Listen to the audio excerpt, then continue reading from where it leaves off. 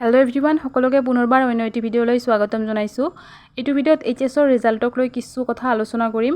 অৱশেষত মাননীয় মুখ্যমন্ত্ৰী মহোদয়ে এইচএছৰ ফলাফলক লৈ গুৰুত্বপূৰ্ণ মন্তব্য আগবঢ়াইছে। কি মন্তব্য কৰিছে এই ভিডিঅ'টিৰ যোগেদি মই আপোনালোকক জনাবলৈ চেষ্টা কৰিম। আপোনালোকে ভিডিঅ'টো স্কিপ নকৰাকৈ সম্পূৰ্ণকৈ চাই থাকিব। এইচএছৰ ৰিজাল্টক লৈ এতিয়া বহুতেই চিন্তিত হৈ আছে। এইচএছৰ ৰিজাল্ট কেতিয়া দিব বহুতেই কমেন্ট কৰি আছিল। এই বিষয়ে মুখ্যমন্ত্ৰী ডক্টৰ হিমন্ত বিশ্ব শৰ্মাদেৱে ঘোষণা কৰিছে যে হায়াৰ সেকেন্ডাৰী ৰিজাল্টক লৈ তেওঁলোকে কাউন্সিলক কোনো ধৰণৰ প্ৰেছাৰ দিয়া নাই যে সোনকালে ৰিজাল্ট দিব লাগে বুলি, কাৰণ কাউন্সিলক প্ৰেছাৰ দিলে কাউন্সিলক খৰধৰ কৰিব আৰু খৰধৰৰ মাজত ভুল হোৱাৰ সম্ভাৱনা বেছি থাকে।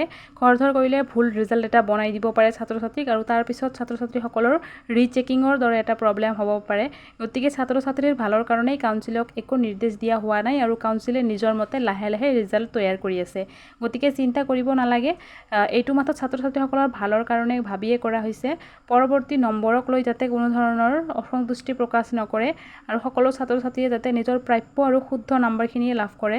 গতিকে ছাত্ৰ-ছাত্ৰীসকলক ক'ব বিচাৰিম, তোমালোকে চিন্তা নকৰিবা, ৰিজাল্ট সঠিক সময়ত কাউন্সিলে প্ৰকাশ কৰি দিব। গতিকে এইখিনি আছিল মাননীয় মুখ্যমন্ত্ৰী মহোদয়ৰ মন্তব্য। আশা কৰিছোঁ তোমালোকে বুজি পাইছা। এইটো ভিডিঅ'ত এইখিনি আছিল। পুনৰ লগ পাম অন্য এটি ভিডিঅ'ৰ সৈতে। ভিডিঅ'টি শেষলৈকে চোৱাৰ বাবে বহুত বহুত ধন্যবাদ।